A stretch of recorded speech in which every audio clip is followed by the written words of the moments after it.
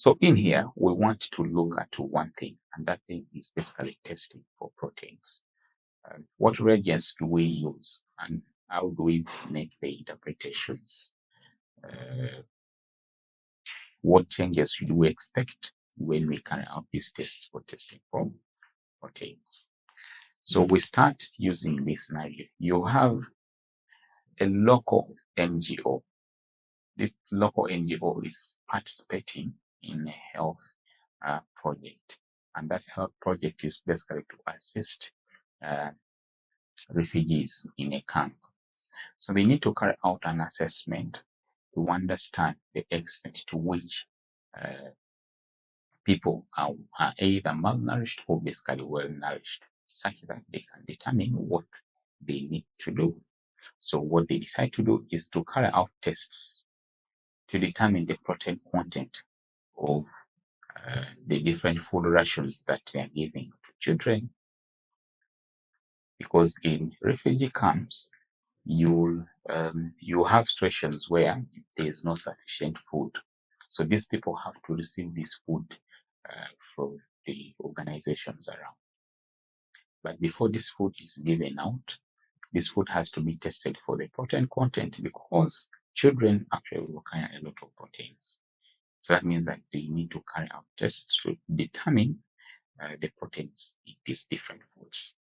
So a field biologist is tasked to carry out the Biuret test on the different samples: rice, powdered milk, beans, and cooking oil. So what reagents will this biologist actually use? And what are the expected observations that he will make? And what procedure will this biologist actually follow? Can you understand the principles behind these tests? Okay, so let's go into the slides. So when we carry out the Biuret test, we are basically testing for proteins. So we want to find out if proteins are actually available in the food sample. So we can use, in our usual labs, we can use egg albumin as the protein sample, or any other sample, not always albumin. So what you do is you get 2 ml of egg albumin, 2 ml in a clean, dry test tube, and then you add sodium hydroxide to this egg albumin in the test tube. You shake gently to make sure that there is mixing. And after that, you add 2 drops of copper 2 sulfate solution to this test tube. Again, shake gently, don't heat. If the solution turns purple, that means that the proteins are available. If you don't see any color change, you don't have proteins there. So for this question, the reagent that we definitely use for testing protein, that reagent is called Biuret's reagent, like we have seen. So what does Biuret reagent actually contain? Biuret's reagent contains copper 2 sulfate and sodium hydroxide. Okay, so basically you're having these copper ions in sodium hydroxide. That's what we term as Biuret's reagent. Okay, so the answer there, or the name of the reagent, that's the answer. What could we expect? You could expect to get violet. That's what you should be able to see, violet color.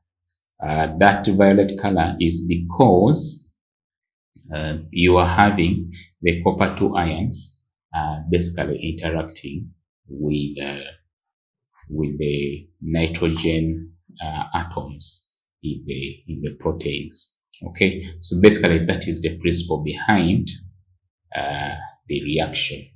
Okay, that's the principle behind the reaction, that you are basically having the copper 2 ions in Biuret's reagent forming violet colored complex with the nitrogen atoms in the peptide bonds. So we can actually say that this Biuret test tests for presence of peptide bonds, because these peptide bonds are bonds that are between carbon and nitrogen. Okay, so the copper 2 ions basically react with the nitrogen atoms, forming that violet colored complex. Okay, so that is what you see. Remember, copper 2 sulfate is blue, so that change from blue to purple or violet basically illustrates that. Okay, and then for the procedure, we have already looked at the procedure, and then lastly, for what could we predict if we are given these food samples. Definitely in milk and beans, you can get these proteins, and then in rice and cooking oil, you can't expect them.